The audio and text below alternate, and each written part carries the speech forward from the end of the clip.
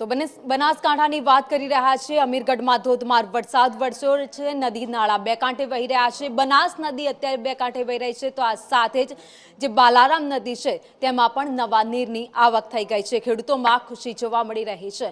તમામ લોકો છે નવા નીરના વધામણા કરવા માટે પહોંચ્યા છે। બનાસકાંઠામાં ગત રોજ રાતથી વરસાદની શરૂઆત થઈ હતી અને આજે વહેલી સવારે પણ ધોધમાર વરસાદ વરસ્યો છે, જેના કારણે વાતાવરણ ખુશનુમા બની ગયું છે। અમારા ચિત્રાસની બાલારામ નદી અમારા અંદરથી અમારા એરિયામાંથી ચાલે છે અને અમારા ગામમાં બાલારામ નદીમાં પીવાના પાણીની જૂથ યોજનાનો કૂવો બનાવેલો હતો।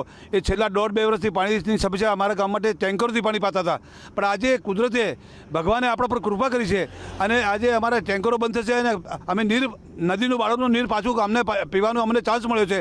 તો અમે એક તો મહાદેવ શંકર ભગવાનનો બહુ પાડ માનીએ છીએ અને આ રીતે જ વરસાદ વરસી અને આપણા ખેડૂતોને આજુબાજુને લાભ મળે એટલા માટે આજે અમારી ખુશી અતિશય આનંદમાં અમે છીએ। આજે વિસ્તારના ખેડૂતોને કેટલો ફાયદો? બહુ મોટો ફાયદો થશે સાહેબ, બહુ મોટો ફાયદો થશે। આનાથી જે ના કરી શકે કુદરત 1 મિનિટમાં કરી બતાવ્યું છે।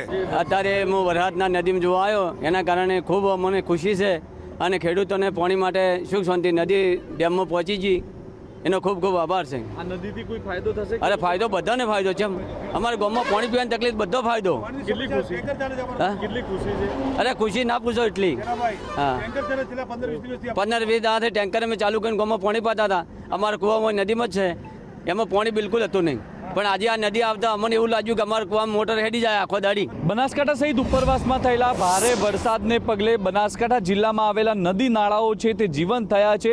ઉપરવાસમાં જે પ્રકારે મોડી રાત્રે ધોધમાર વરસાદ થયો અને તેના સીધા પાણી છે તે ત્યારે બાલારામ નદીમાં વળ્યા છે। આપ દ્રશ્યોમાં જોઈ રહ્યા છો, બનાસકાંઠાના મુખ્ય મથક પાલનપુર નજીકથી પસાર થતી બાલારામ નદી છે તે ત્યારે બે કાંઠે થઈ છે। મોડી રાત્રે જે પ્રકારે ઉપરવાસમાં વરસાદ થયો ને તેના જ પગલે બાલારામ નદીમાં પાણી આવતા આસપાસના વિસ્તારના ખેડૂતો છે તે ખુશખુશાલ બન્યા છે। મહત્વની વાત છે કે જે પ્રકારે બારે માસ કોરી ધાકો રહેતી બાલારામ નદીમાં નવા નીર આવ્યા છે અને લોકો છે તે આ નવા નીરના વધામણા કરવા અત્યારે નદી કાંઠે પહોંચેલા જોવા મળી રહ્યા છે। મોટી સંખ્યામાં લોકો છે તે નદીના નીર જોવા ઉમટી રહ્યા છે। જે પ્રકારે ઉપરવાસમાં મોડી રાત્રે ભારે વરસાદ થયો છે અને તેના સીધા નીર છે તે અત્યારે નદીમાં વહેતા લોકો છે તે લોકોમાં ખુશખુશાલ જોવા મળી રહ્યા છે। જે પ્રકારે બાલારામ નદીના નીર છે તે હવે ધીમે ધીમે બનાસ નદીમાં થઈને દાંતીવાડા ડેમમાં પહોંચે। દાંતીવાડા ડેમ એ જિલ્લાનું મુખ્ય જે જળાશય છે તે ગણાતું હોય છે। ત્યારે કહી શકાય છે કે જે પ્રકારે ઉપરવાસમાં ભારે વરસાદ થયો છે અને તેને લઈને અત્યારે જિલ્લાના જે ખેડૂતો છે તે ખેડૂતો ખુશખુશાલ બનેલા જોવા મળી રહ્યા છે। ધવલ જોશી, સંદેશ ન્યૂઝ, બનાસકાંઠા। જે રીતે હવામાન વિભાગે રેડ એલર્ટની આગાહી આપેલી હતી તે જ રીતે ગઈકાલ રાતથી જ અમીરગઢ તાલુકામાં ધમાકેદાર વરસાદની બેટિંગ કરેલી હતી। મારા પાછળના દ્રશ્યમાં આપ જોઈ શકો છો, આ ઇકબાલગઢ અંદર જે ઇકબાલગઢ બજારમાં જવાનો મુખ્ય માર્ગ કહેવામાં આવે છે, તે મુખ્ય માર્ગમાં રાત્રિ દરમિયાન વરસાદ પડતા જ 11 ફૂટ જેટલા પાણી ભરાયેલા છે।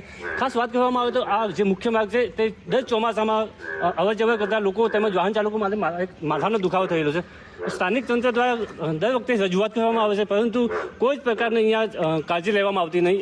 ખાસ વાત કરવામાં આવે તો અંડરબ્રિજની બાજુમાં જ એક સ્કૂલ આવેલી છે જેમાં વિદ્યાર્થીઓ અવરજવર કરતા હોય છે, પરંતુ આ પાણી ભરાવાથી વિદ્યાર્થીઓને પણ 1 કિલોમીટર જેટલું અંતર કાપી અને સ્કૂલમાં આવવું પડતું હોય છે। ત્યારે બીજી બાજુ ક્યાંક લોકોમાં પણ ખુશી છે વરસાદને લઈને, પરંતુ તૈયાર પાકને લઈને ખેડૂતોમાં પણ એક ચિંતાનું મોજું ફરી રહ્યું છે। અશોક રણાવસિયા, સંદેશ ન્યૂઝ ચેનલ, અમીરગઢ।